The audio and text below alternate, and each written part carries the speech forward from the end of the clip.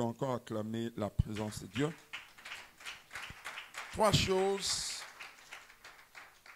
choses qui nous aideront à marcher d'une manière efficace avec Dieu. La première chose, cela s'appelle la vision. La vision. La vision. Actes des Apôtres dit, David, après avoir servi au dessein de Dieu. Servir au dessein de Dieu veut dire servir selon la volonté de Dieu. Dans la pensée de Dieu.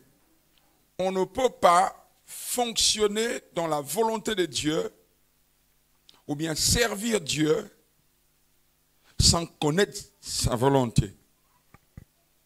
C'est penser. La difficulté dans la vie chrétienne, nous sommes passés par là, c'est de marcher avec Dieu d'une manière efficace. Déjà, la Bible dit 2 personnes ne peuvent pas marcher ensemble s'ils ne voient pas les choses de la même manière. Raison pour laquelle, lorsque Dieu rencontre Saul, la première chose qu'il a fait, il tue ses yeux. Il tue sa vision. C'est ce que Dieu veut et ce qu'il fait. Lorsque nous venons à lui, la première démarche, Dieu tue notre vieille manière de voir. Il tue sa vision, il tue ses yeux. Et pendant un temps, Saul est resté comme ça. Et lorsqu'il est allé chez Ananias, c'est là que Dieu lui a donné une nouvelle vision. Bien-aimés, il nous arrive de passer 5 ans, 10 ans chrétiens, mais ne pas être efficace. Alléluia. Lorsque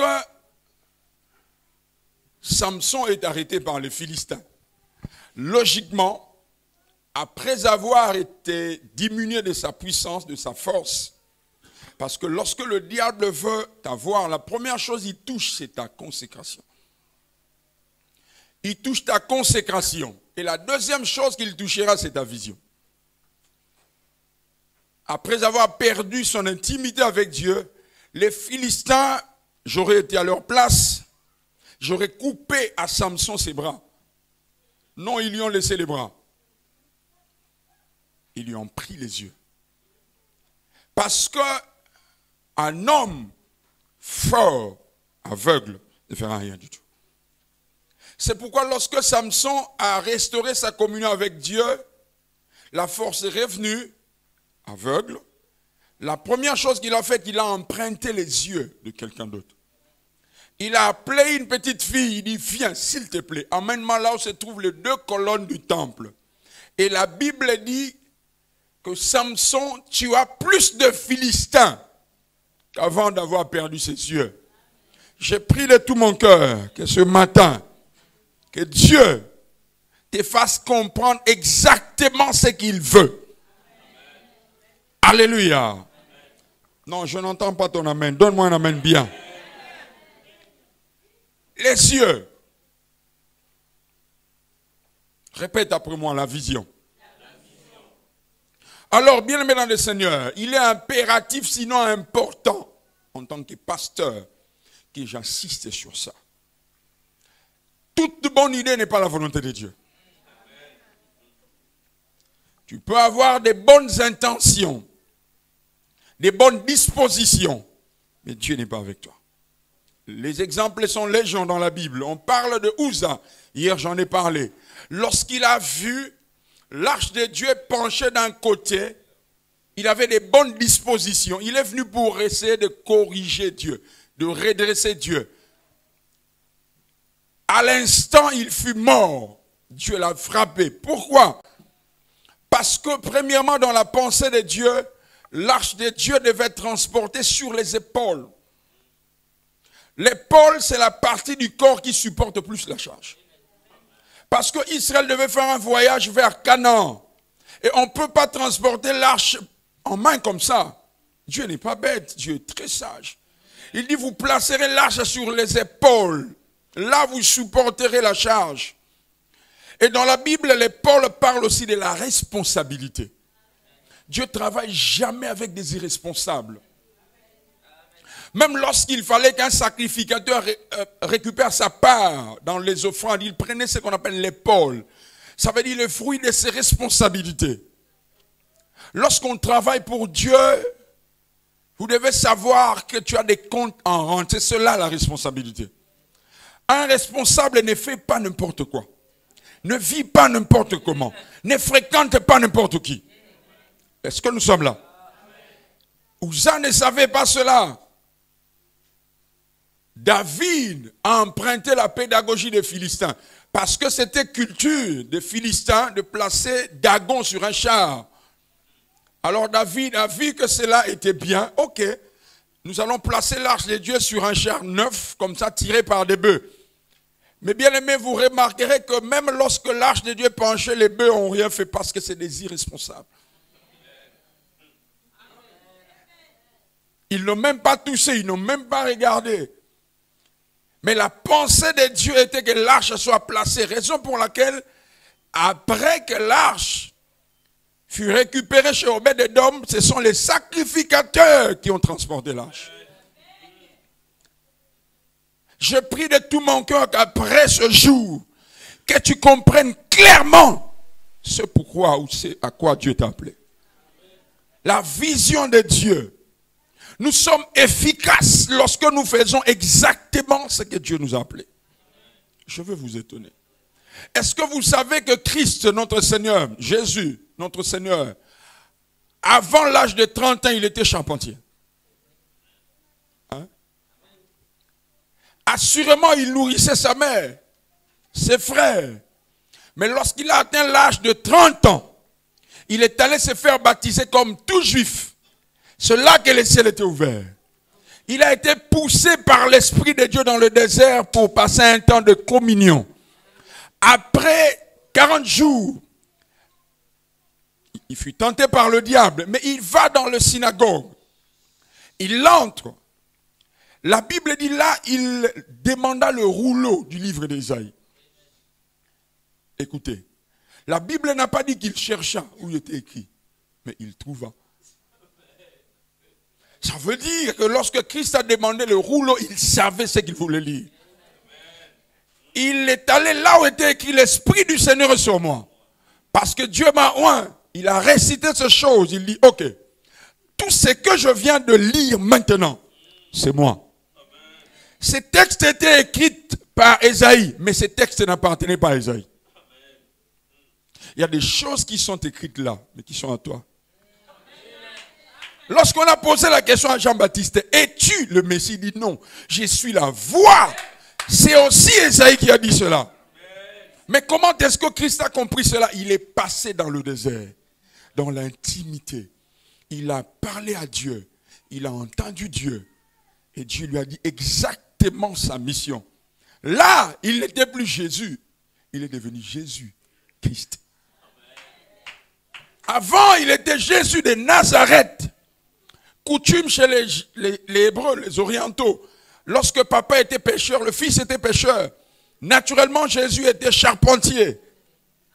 C'était bien. Il prenait soin de sa mère parce que papa était mort. Mais lorsqu'il a atteint l'âge de 30 ans, il est allé chercher Dieu, il a compris. Alléluia. Il était loin depuis le sein maternel. Oui, tu peux être chrétien, mais ne pas connaître le but de ta mission. Alléluia. Alléluia. Donc, on peut connaître les buts pour lesquels Dieu t'a appelé dans l'intimité. J'exhorte quelqu'un ce matin. Commence à demander à Dieu. Bien-aimé, vous savez que lorsque le but n'est pas connu, l'abus est inévitable. Regardez ces micros. Ces micros est une bénédiction. Quelqu'un dira Amen. Il amplifie plutôt ma voix. Mais regardez ça. Ce micro n'est pas fait pour être là. Ce micro est fait pour être ici. Alors, lorsque tu ne comprends pas la place ou bien ta mission, tu ne comprendras pas ta place. Je suis un micro, mais si je me mets ici, vous serez mal à l'aise. C'est pourquoi il y a des gens, tu te retrouves quelque part, tu n'es pas à ta place, tu peux faire de bonnes choses, ils ne vont pas apprécier. Je parle à quelqu'un. Ils ne vont pas apprécier. Tu peux faire des bonnes choses, ils ne vont pas apprécier. Ils ne seront pas contents. Pourquoi tu n'es pas à ta place? Je prie que Dieu t'éclaire ce matin. Non, je disais que Dieu t'éclaire ce matin. Si tu as appelé au ministère, si tu as appelé au séculier, mais que Dieu te dise exactement. Parce que Dieu ne t'accompagnera que là où il t'a dit qu'il t'a appelé. Église, écoutez, je vais énerver, fortifier quelqu'un et révolter quelqu'un. Lorsque Dieu t'appelle, au même moment, il appelle tes partenaires.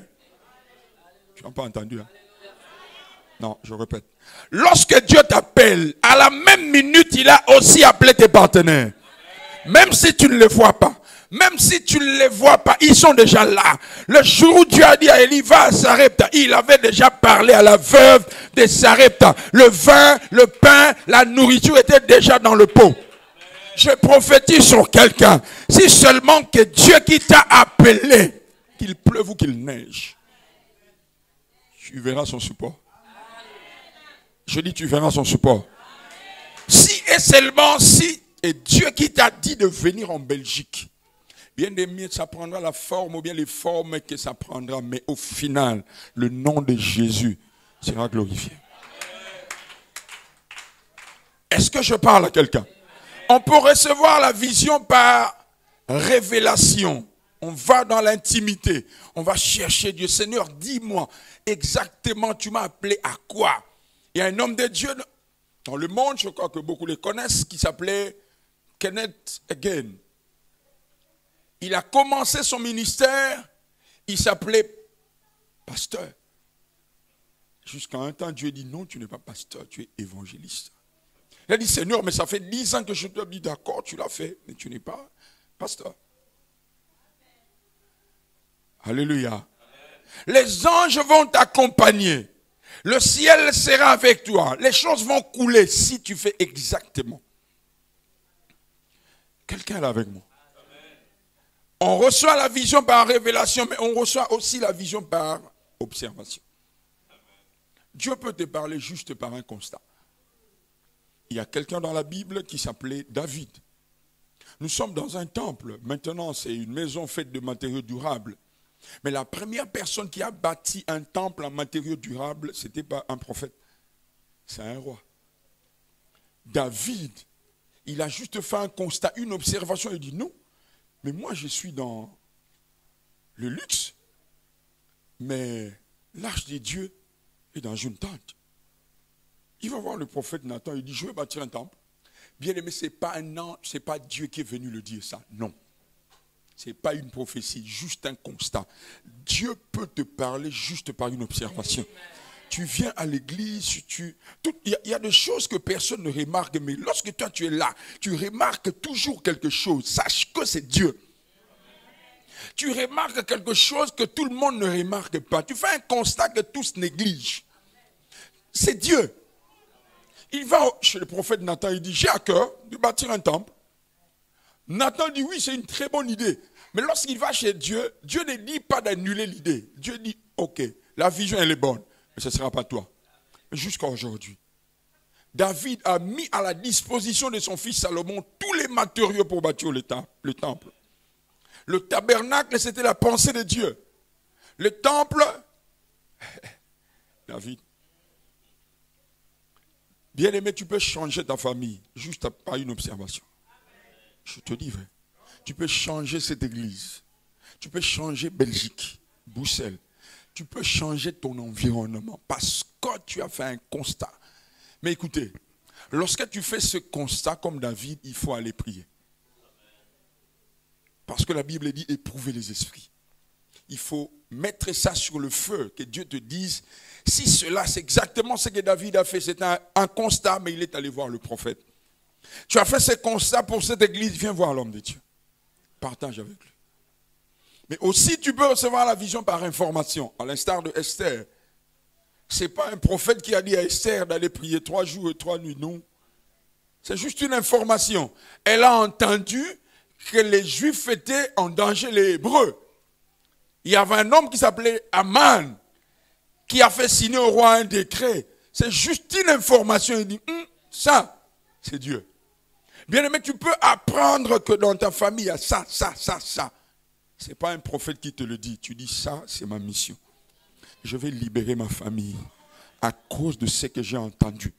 Tu peux entendre d'un papa, d'un vieux papa, d'un oncle, une information attachée à ta famille. Cela laisse tout le monde indifférent. Mais toi, ça.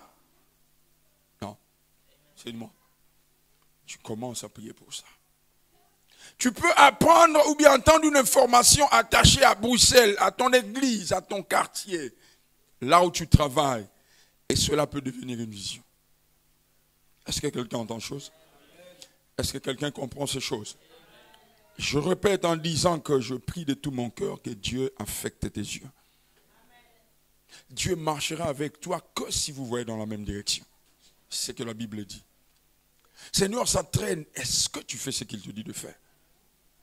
Est-ce que vous faites sa volonté? La Bible dit David, en son temps, a servi selon les desseins de Dieu, selon la volonté de Dieu. C'est pas facile. Église. Israël a quitté l'Égypte en un jour, mais pendant 40 ans, l'Égypte était en eux. Tu peux quitter le monde en un seul jour, tu deviens chrétien, mais le monde reste en toi pendant tout le temps. Ils voyaient autrement, différemment de Dieu. Pour la première fois, pasteur, j'ai vu des gens regretter les cimetières. Moïse, tu nous as amenés ici. Si nous mourons ici, nous serons enterrés où? Même si on t'enterre dans le désert, où est le problème? Tu nous as amenés ici parce que là-bas, on mangeait des carottes. Regarde ton voisin, dit, quelqu'un regrette des carottes. Papa, il regrette quoi? C'est pas possible. Carottes. Hein? Sauvé par... Il a traversé la mer Rouge. Tous les premiers-nés ont été tués. Lui, il regrette quoi? Donc, le problème, c'est la vision. Tu peux te mettre à regretter certaines choses de ton passé. Le problème, c'est simple, ta vision. Si tu vois exactement comme Dieu, c'est fini, le passé est passé. Le passé est passé, oublié. Tu commences à regarder bien, mais quelle joie de voir de la même manière que Dieu. Quelle joie. La Bible parle encore dans les actes des apôtres, des serviteurs, ils étaient là. La Bible dit, ils étaient tous là en train de servir Dieu. Il y avait des prophètes, tout. Finalement, le Saint-Esprit vient, il dit, mettez-moi à part. Mais Saul était en train de servir, il y avait des docteurs, de prophètes. Parmi eux, il y avait Saul. Dieu dit, non, lui c'est un apôtre. Ce n'est pas un prophète, ce n'est pas un docteur, c'est un apôtre. Mais il servait Dieu. Il dit, mettez-moi à part. C'est bien, vous me servez, docteur et prophète, c'est bien. Mais mettez-moi à part, Saul. Ça dit, ma volonté est que Paul ou Saul ne soit pas prophète, ni docteur, mais apôtre. Alléluia. Est-ce que quelqu'un est béni ce matin? Alors j'encourage quelqu'un ce matin après ce culte. Si tu constates qu'il y a beaucoup de réalités, les choses bloquent, les choses sont difficiles. Ce matin, Dieu me dit de te dire, laisse d'abord le sorcier tranquille. Laisse-le se reposer. Hein? Laisse-le se reposer. Va à Dieu, vers Dieu. Seigneur, dis-moi exactement, tu m'as appelé à quoi? Fais un programme d'un jour, de 2 jours, de communion, d'échange avec Dieu. Demande-lui. Bien-aimé, impossible d'échouer avec Dieu. Même si tous t'abandonnent. Non, tu es là avec moi? Même si tout le monde t'abandonne. Papa, avec Dieu, on est majoritaire. Hein? Un secours qui ne manque jamais. Même dans la vallée de l'ombre de la mort. D'ailleurs, une ombre ne peut pas tuer. Hein? Tu as déjà vu l'ombre de quelqu'un tuer? Nous. Hein? Ce qui me révolte, c'est que la Bible dit l'ange de l'Éternel. L'ange de l'Éternel, qu'on peut dire quoi? Résider. Mais le diable fait quoi? Donc entre quelqu'un qui rôde et quelqu'un qui campe, toi tu es plus conscient de quelqu'un qui rôde. Hein? Quelqu'un qui demeure avec toi. Toi tu es plus dérangé par celui qui tourne tout autour. Au lieu de regarder celui qui est avec toi. Regarde ton frère du livre Vision. Simple. Oh, je n'ai pas peur. Je n'ai pas peur. Je n'ai pas peur. Je dis à quelqu'un, n'aie pas peur. C'est lui qui t'a fait la promesse est fidèle. Si tu es dans la vision de Dieu, dans la pensée de Dieu, reste ferme. Ça prendra le temps que ça prendra, mais la fidélité de Dieu se manifestera comme le soleil du matin. Alléluia. Je peux avancer? La deuxième chose, cela s'appelle la consécration. Tu marches avec Dieu d'une manière efficace. Alors les chrétiens confondent la sanctification et la consécration. Ce n'est pas la même chose. La sanctification, c'est le standard de tous les chrétiens. Logiquement, bien aimé, lorsqu'on reçoit Jésus, toi et moi, on ne peut plus nous parler de ça. C'est honteux. Marche dans la sanctification. On ne peut plus te dire ça. Regarde ton frère, il dit.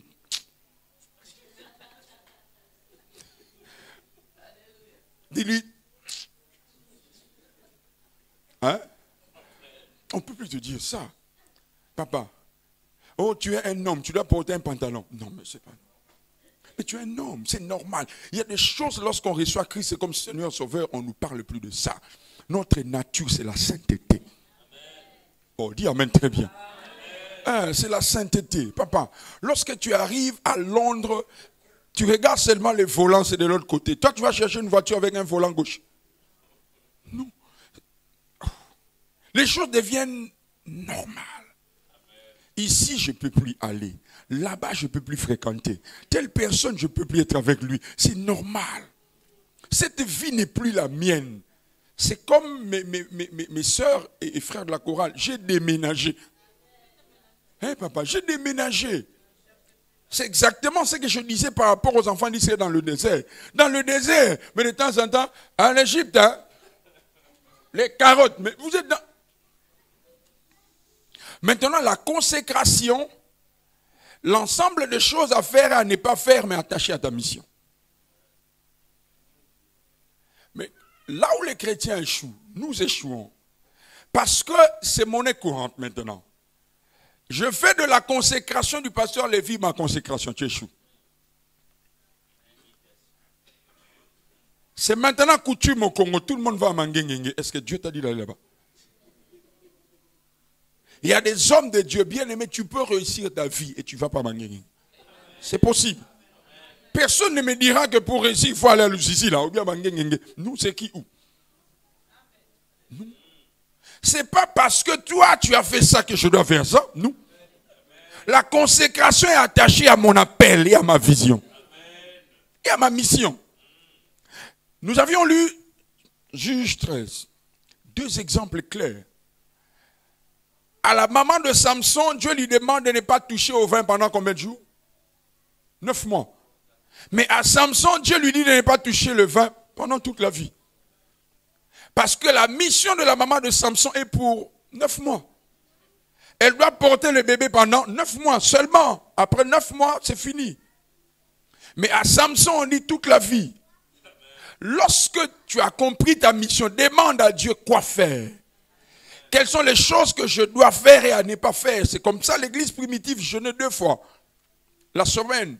Alors toi, tu apprends cela, tu dis, je jeûnerai aussi 2 fois. Et on s'exerce, on s'entraîne par rapport à un but. Vous allez voir un boxeur poids lourd, il ne fait pas le même type d'entraînement qu'un léger. Les prix à payer, c'est en fonction de ta mission. Est-ce que je parle à quelqu'un? Le prix à payer, c'est en fonction de ta mission. Mais pourquoi tu veux faire de la consécration de ton frère ta consécration? C'est pourquoi il y a des hypocrites à l'église. Lorsque je devais me marier, je suis tombé dans ce piège. Je cherchais une femme qui prie comme moi. 0. Hein? Ma tante est là. Elle est ma tante. J'ai fait un jeûne de 11 ans. Regarde ton frère, il dit 11. 11. Papa, si tu viens faire ça, tu mourras. Parce que moi, on m'a arrêté à plusieurs reprises. 4 fois la semaine, je priais dehors. Je prie en langue, papa. On m'a arrêté plus d'une fois. Une fois, je me rappelle, j'arrive vers Christ-Roi. Il y a une colonne de policiers là. Hey, viens là. D'accord. Je viens. Tu fais quoi? Je prie pour les pays. Qui c'est toi? Quel pays? Le policier me regarde. Dans l'ensemble, tu vois. Donc, pendant qu'il parle là, déjà,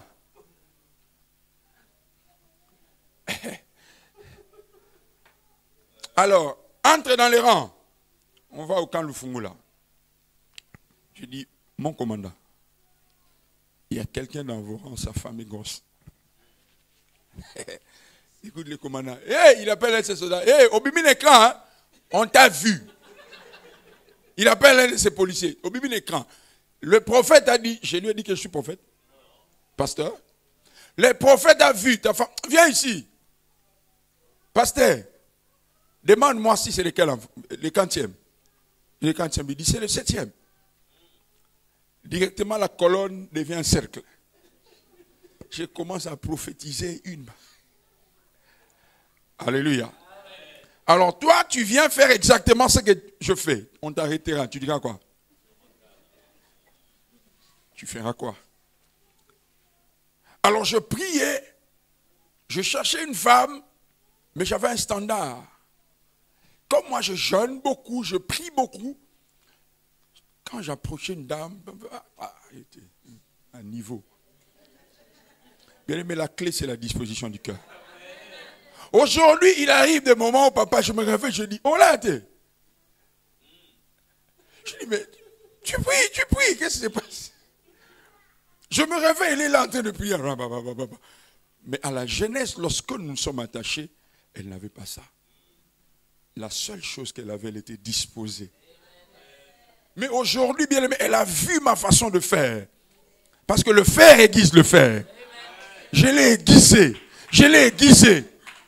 Je l'ai laissé à Kini. Il dit, bon voyage. Moi, j'ai un jeune de 40 jours. Je dis, je veux te retrouver forte. Il dit, c'est pas ton problème, papa. Bon voyage. Je parle à la sœur ou frère. Hein? Je dis, bon voyage. Va, moi, je veux faire mon travail. Alors, bien aimé dans les ténures, fixe-toi des objectifs avec Dieu en accord avec ta mission. Ne cherche pas forcément à faire ce que les autres font. Cela est attaché à la mission que Dieu donne à chacun. Tu te dis, je jeûnerai une fois la semaine. C'est toi. Ne fais pas parce que les pasteurs le font. Oui, il y a des programmes communautaires. Mais par rapport à ta vie, si tu veux être efficace, la Bible dit Jésus, par coutume, lorsqu'il se faisait encore sombre, il s'est détaché de tout le monde. Papa, mais un jour, Jésus veut, il dit à ses disciples, bon, venez faire comme moi. Il les invite à prier. Hein? Il revient et dit, Pierre, vous n'avez même pas une heure. Papa, toi, tu pries 4 heures du temps. Tu pries toute la nuit, comme la Bible dit là. Il dit, priez. Il va prier, revient. Parce que c'est sa consécration. Il les appelle à faire exactement comme lui. Échec. Ils n'ont même pas pu prier. Même pas. Parce qu'il veut que les autres font exactement ce que lui fait. Non, la consécration du Christ était attachée à sa mission. C'est pourquoi lorsque Jésus réveille Pierre, au lieu de parler d'une vision, il parle d'un rêve. Il se réveille. Il dit, maître, il faut construire quoi? Non, ce n'est pas la volonté de Dieu. Jésus parle avec Moïse et Élie de son départ pour Jérusalem. Toi, tu veux qu'on bâtisse des maisons. Voilà un autre. Il a vu ça en rêve. Parce qu'il dormait. C'était une vision. Mais lorsqu'il se réveille, il lit autre chose. Et ça, c'est un conseil que je vais nous donner. Vous savez pourquoi lorsque Pierre a parlé ainsi, Élie et Moïse ont disparu? Parce que Pierre a mis Jésus, Élie et Moïse au même pied d'égalité. En matière de réveil ou de puissance, à chaque fois que l'instrument que Dieu utilise se place au même niveau que Jésus, il disparaît. Hier, je disais cela lorsque j'opérais dans le prophétique et dans la puissance. Hier, je le disais. Lorsque Dieu t'utilise, tu pries pour quelqu'un, il est guéri. la prochaine étape, il faut rendre gloire à Dieu. Sinon, les gens te regarderont comme si c'est toi le canal. Je nous ai donné même l'exemple de beaucoup de ceux-là qui sont connus, qui travaillent dans la puissance. Regardez même les Américains et tout. Certains Africains aussi. Lorsqu'il y a un grand miracle, directement ils se tournent vers la chorale. Ils poussent la chorale à chanter, à louer Dieu. Pourquoi? Pour rendre gloire à Dieu. Amen. Alléluia. Amen. Et bien aimé, écoutez ceci. La majorité des réveils, ou bien la majorité des sectes dans le monde sont nés après des grands moments de réveil. Parce que les instruments de réveil étaient mis au même pied d'égalité que Christ. Beaucoup d'hommes de Dieu, même dans notre pays, ont été étouffés par Dieu lui-même, si vous ne le savez pas. Dieu lui-même les a étouffés. Pourquoi? À un certain moment, ils se sont mis au trône de Dieu. Je dis à quelqu'un, église, je parle surtout au chantre. Nous sommes là en train de chanter. Les pasteurs se lèvent, ils disent non, mais la chorale aujourd'hui formidable. Hey, pasteur, tous ces derniers temps, on est dans l'intimité, on est profond. Ce n'est pas vous, c'est Dieu. Il faut dire gloire à Dieu. Non, quelqu'un n'a pas entendu. Il faut dire que toute la gloire revienne. Comme ce matin, le travail qui a été fait là. Waouh, c'est formidable. Mais il ne faut pas dire, pasteur, parce que ces derniers temps, on travaille la voix de la chanteuse là, hein, Chinat. Non. Il faut rendre gloire à Dieu. Parce qu'il y a des gens qui n'ont pas ta voix, mais qui ont des albums qui font...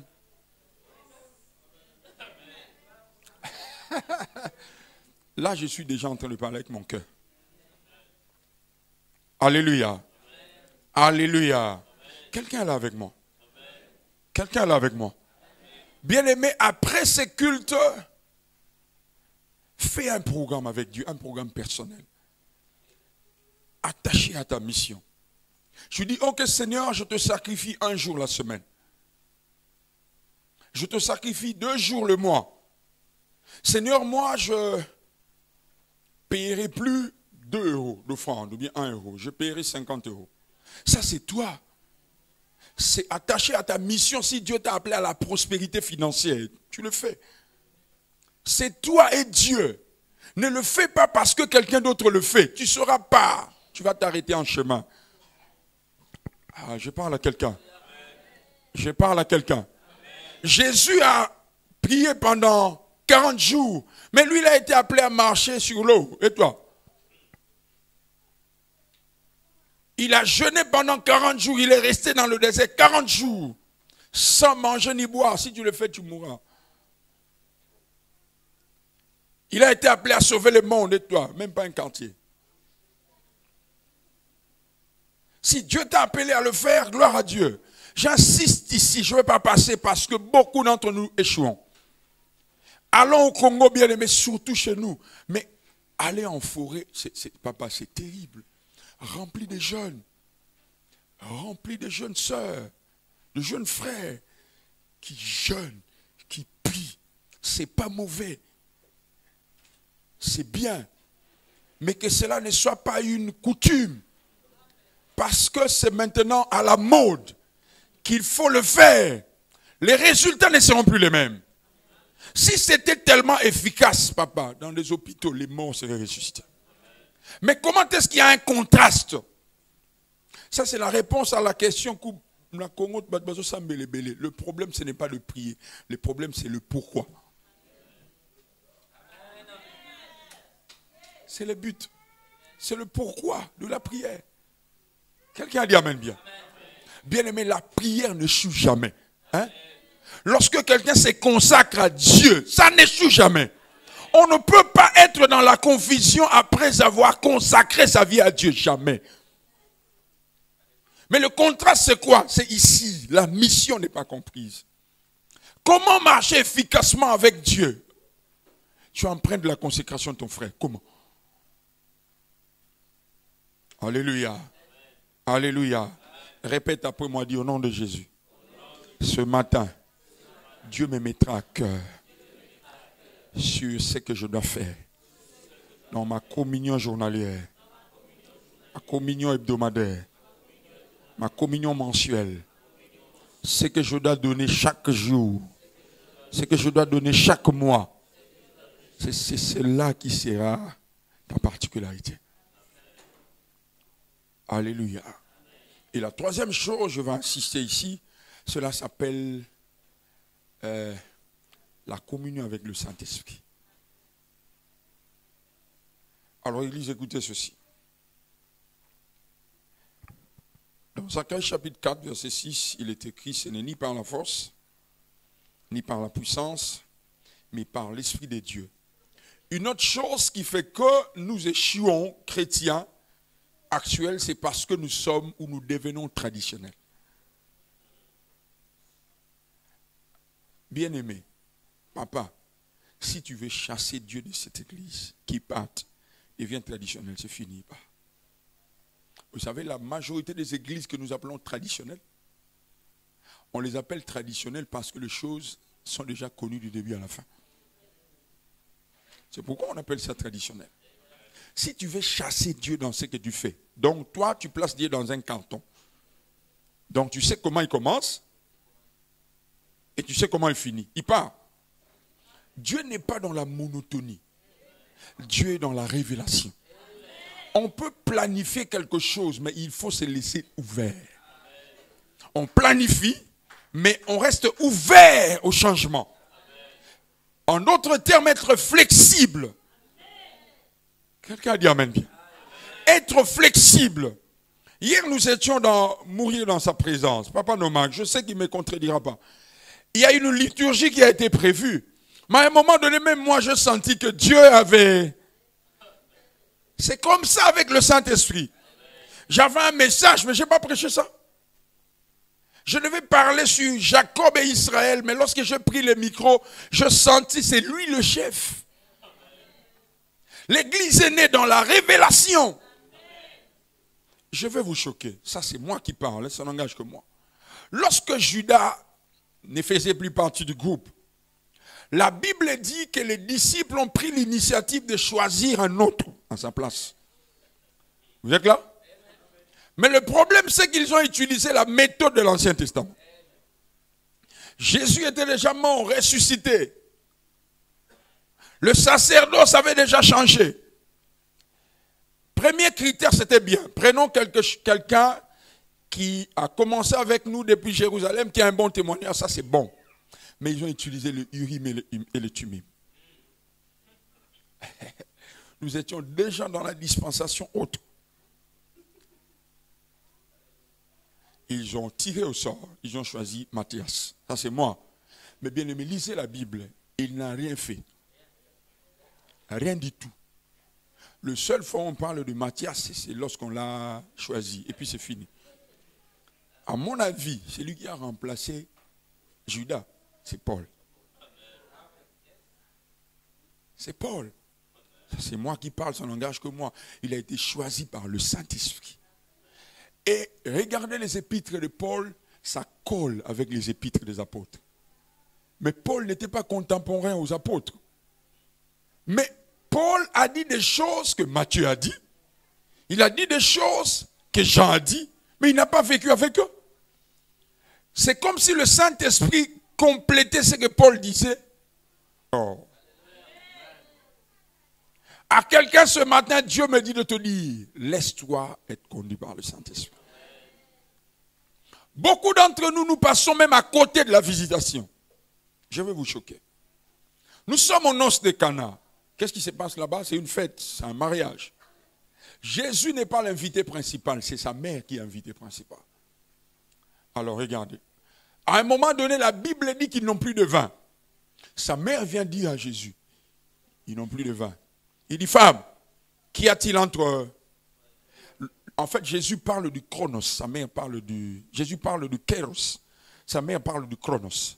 Jésus parle du moment favorable, le temps prophétique. Finalement, Jésus cède à la demande de sa mère. Et sa mère dit à ses disciples, faites tout ce qu'il...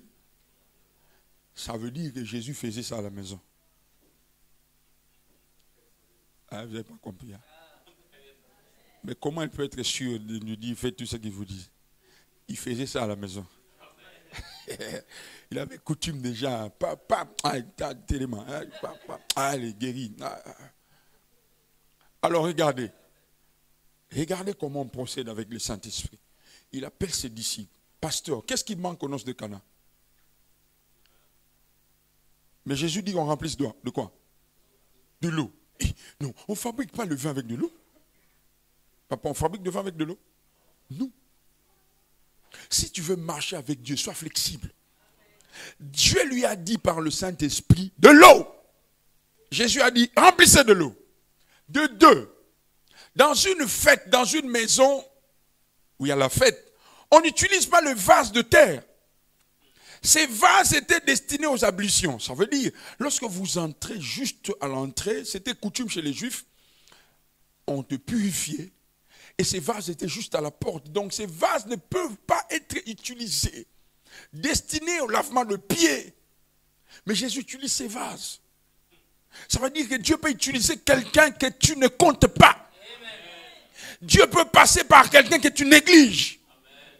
Si tu veux marcher efficacement avec Dieu, ne regarde pas aux apparences. Parce que l'homme regarde ce qui frappe aux yeux. Dieu, Jésus dit les vases. Je crois que l'un de ses disciples dit, papa, les vases d'or. Il dit, non, monsieur, vases de terre. C'est possible que Dieu change ta position. Initialement prévu, tu es là à la porte. Dès que les gens entrent, Dieu peut te prendre là derrière et t'utiliser comme un vase d'usage précieux. Heureusement que ces disciples sont flexibles. Ils amènent le vase. Il dit remplissez d'eau. Ils remplissent d'eau. Là, je suis en train de voir Thomas dire, Tipo, et vous savez, la bonne chose, c'est quoi? C'est que Dieu est tellement stratégique. Si Jésus avait dit à ses disciples d'aller acheter le raisin, tout le monde dans la fête serait au courant qu'il veut faire le vin. De l'eau, les gens ne sont même pas là. Il dit, mais ce monsieur est humble. Hein? Il est vraiment humble. Il utilise le vase. C'est que, il a vu que de l'eau qui était dans le vase est devenue sale. Comme ça, il veut changer. Il est humble, Jésus. C'était le vin. Parce que voyant Jésus avec ses disciples utiliser les vases de terre, la première impression que tu donnes aux gens qui sont dans la fête, c'est qu'on veut changer de l'eau. Hein? Parce que ces vases étaient utilisés à la purification. Personne ne peut penser que c'est le vin.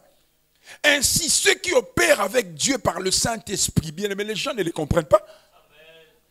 Les gens ne les comprennent pas. Bien aimés, toi et moi, deux fois nos ennemis nous anticipent parce que nous sommes traditionnels. Ils jeûnent chaque semaine. Bien aimé, il y a des semaines, tu jeûnes lundi, tu laisses. Tu viens vendredi. Alléluia. Change ta façon de fonctionner avec Dieu. Ouvre-toi au Saint-Esprit. Lorsque l'église Philadelphie a commencé, moi je suis très attaché, fils au pasteur Roland, il y avait une ligne de conduite. Il y avait séminaire sur Israël, séminaire sur la foi, je crois. À un moment donné, papa Nomarc le sait, le vieux dit, il dit, Flarin, tu sais pourquoi j'ai changé beaucoup de choses? Parce que l'église Philadelphie et l'ensemble de la borne, la fusion à la borne, et toutes les autres de l'église, d'autres églises, je ne peux pas faire d'une méthode. Parce qu'il y a plusieurs communautés ici. Alléluia. Parce qu'après un temps, il s'est posé un problème d'efficacité. Il fallait être flexible. Le chef de l'église, c'est le Saint-Esprit. C'est lui le patron de l'église. Et le Saint-Esprit, on ne le met pas dans un carton. Lorsque vous emmenez à Jésus 5 aveugles, à l'un il impose les mains, à l'autre il fait la boue, à un autre il dit va te laver au réservoir de Siloé, à un autre il dit ta foi t'a sauvé. Il répète jamais les miracles, jamais. Jamais. Le problème c'est que toi et moi nous voulons avoir des résultats comme tout le monde. C'est pourquoi ça traîne. C'est pourquoi ça traîne. Je parle à quelqu'un. Alors pasteur, lorsqu'on amène de l'eau, Jésus dit, puisez de l'eau. Lorsque j'ai commencé à prêcher, je pensais que l'eau était devenue rouge. Elle n'est pas devenue rouge, pasteur. Il a dit, puisez. C'était toujours de l'eau. Il dit, ne donnez pas à n'importe qui. Allez donner à ces messieurs-là l'ordonnateur du repas. Et heureusement que ses disciples étaient obéissants. Ils amènent de l'eau. Lorsque monsieur a vu, il a vu de l'eau. Mais lorsqu'il a goûté, l'eau était changée en vin. Ce n'est pas la nature, mais c'est le goût. L'eau était toujours de l'eau. Lorsqu'il a goûté, non, ce n'est plus de l'eau, c'est le vin. C'est comme ça qu'on opère avec Dieu. Les gens peuvent voir que les choses ne changent pas, alors que toi tu sais, ce que je fais dans les heures qui viennent, dans le jour qui viennent. Les gens peuvent voir que tu fais de la routine, il n'y a pas de problème. Fais ce que Dieu te dit de faire. Même si cela paraît folie, fais-le. L'idéal, c'est d'avoir Dieu à ses côtés. Ne sois pas victime des opinions de gens. Mais ce que tu fais là, ça marchera. L'idéal, c'est que Dieu soit d'accord avec toi. Est-ce que je peux parler? Est-ce que je peux parler? Dieu amène Élie au torrent de Kérit. Il dit, ici, va là-bas, je te nourrirai. Élie arrive au torrent de Kérit. Il est nourri par le corbeau. Il boit de l'eau du torrent. Après un temps, la sécheresse n'est pas finie. Dieu et Élie quitte ici. Va à Sarepta. Parce que là-bas, j'ai ordonné à qui? Bien-aimés, réfléchissons. Bien. C'est comme papa a dit, moi je lis la Bible. Je lis, j'ai fait des études. Jézabel est sidonienne. Comment est-ce que moi je suis recherché à Bruxelles? Je fouille à Paris. Tu me dis de rentrer à Bruxelles, mais caché. Non, ça n'a pas de sens. Il dit, j'ai ordonné à une veuve, à Sarepta. La Bible dit, va à Sarepta qui appartient à Sidon. Donc moi je dois rentrer chez les Sidoniens, mais c'est là-bas qu'on me cherche. Mais Dieu dit, va là-bas. Lorsque vous lisez 1 roi 18, Akab est en train de dire à Abdias, il dit, parcours tous les torrents. Ça veut dire que si Élie était resté au torrent, on allait l'attraper. On allait la voir. Dieu, dans sa folie, il dit, va à Sidon. Donc moi, je suis recherché ici, tout Bruxelles me cherche. Je me suis réfugié à Paris. Et toi, tu me dis, rentre à Bruxelles te cacher. Mais on va m'attraper. Mais si tu marches avec Dieu, obéis. Je parle à quelqu'un ce matin. Il y a une sœur pour qui cette parole est adressée. Dieu te demande de faire certaines choses, mais cela va à l'encontre de ce que tes parents disent. Cela va à l'encontre de ce que c'est lui ou bien celle qui est à tes côtés dit. Bien-aimé, obéis à Dieu. Il y a quelqu'un présent enseigné, Dieu t'a demandé de faire quelque chose. Tu sens que cela. Je suis à Kin, je dois prendre mon avion. Il y a un monsieur qui m'appelle. Il dit, Daddy, il y a un ami qui veut te parler. Parle-le parce qu'il prend son avion dans 2 heures. Moi je dis, va où? Il dit, viens à Kin. Et je dis, ok. Donne-lui mon numéro. Il m'appelle.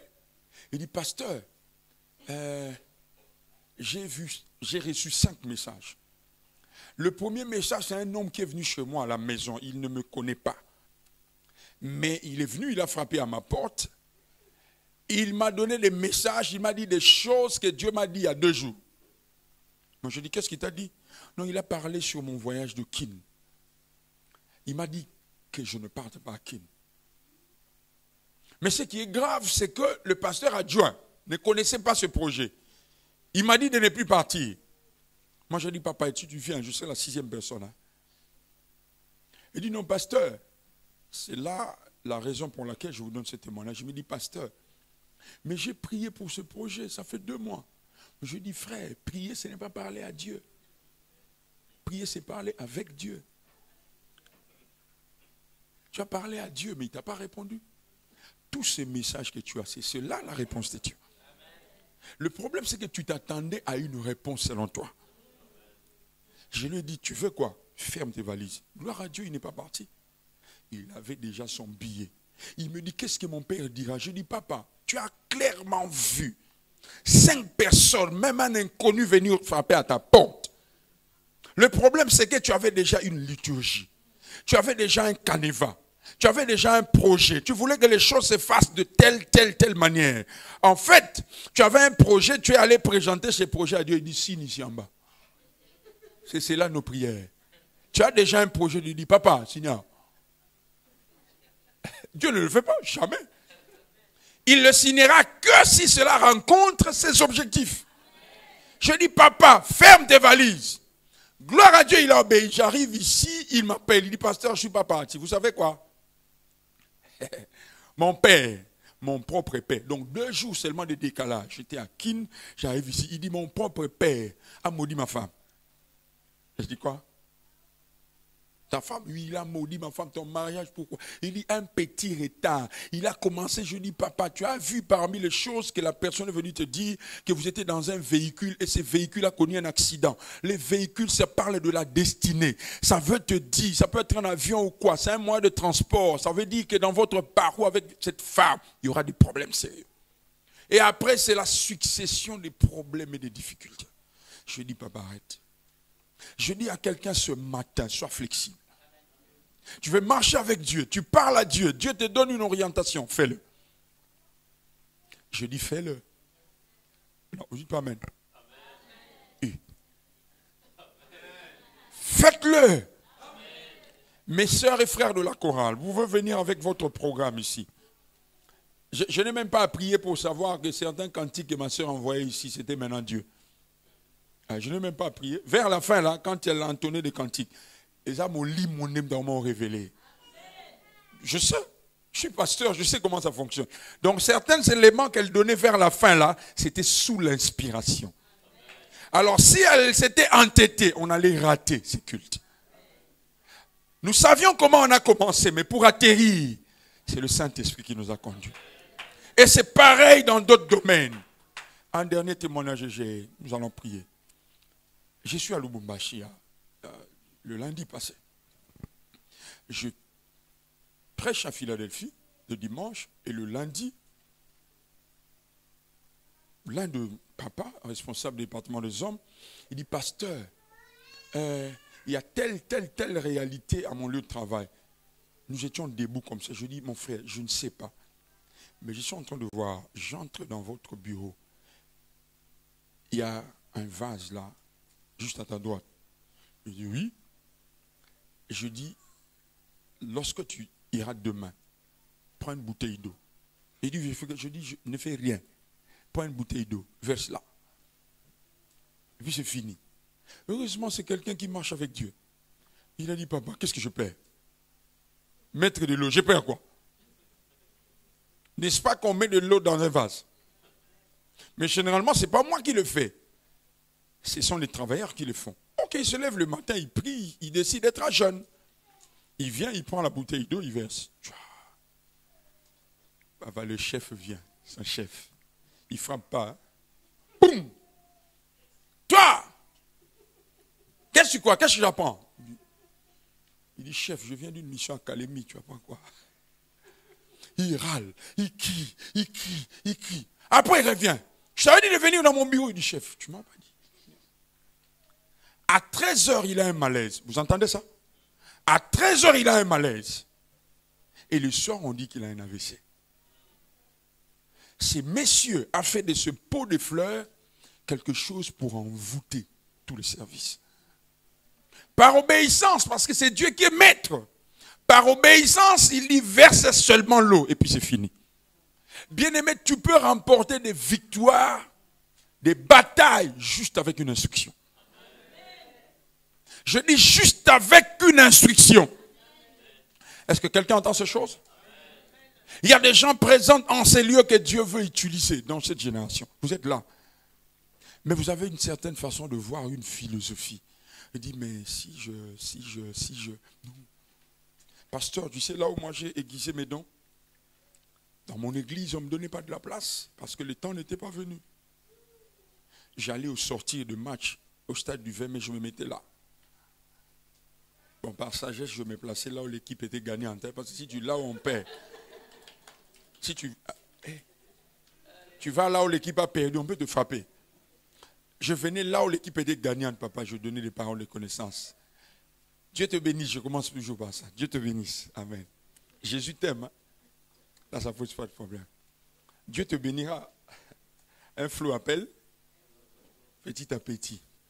Papa, Dieu va t'utiliser. Hein? Oui, on m'a déjà dit ça. Hey, quand tu entends ça, c'est bon. Mais lorsque je sens la résistance,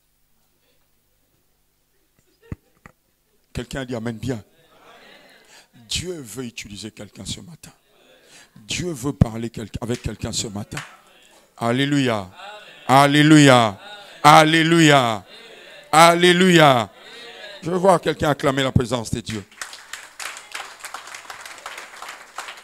Ça, c'est la présence de Dieu qu'on acclame. Hein? Bon.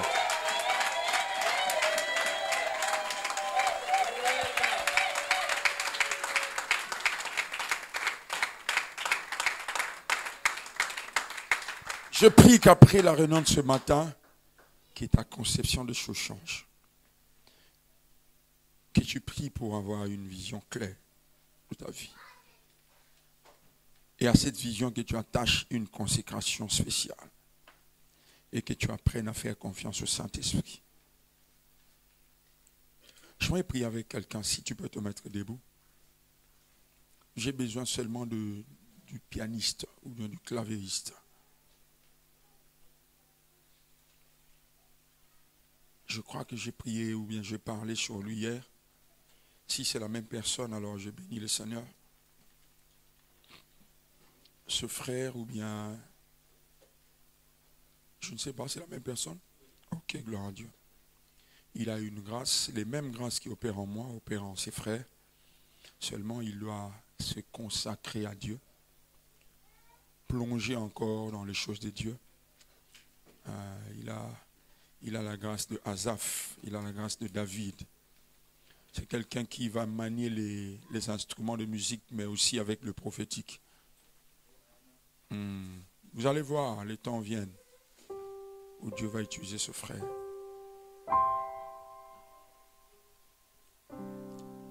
Est-ce que quelqu'un peut parler à Dieu pendant quelques minutes en accord avec ce qu'il a reçu ce matin?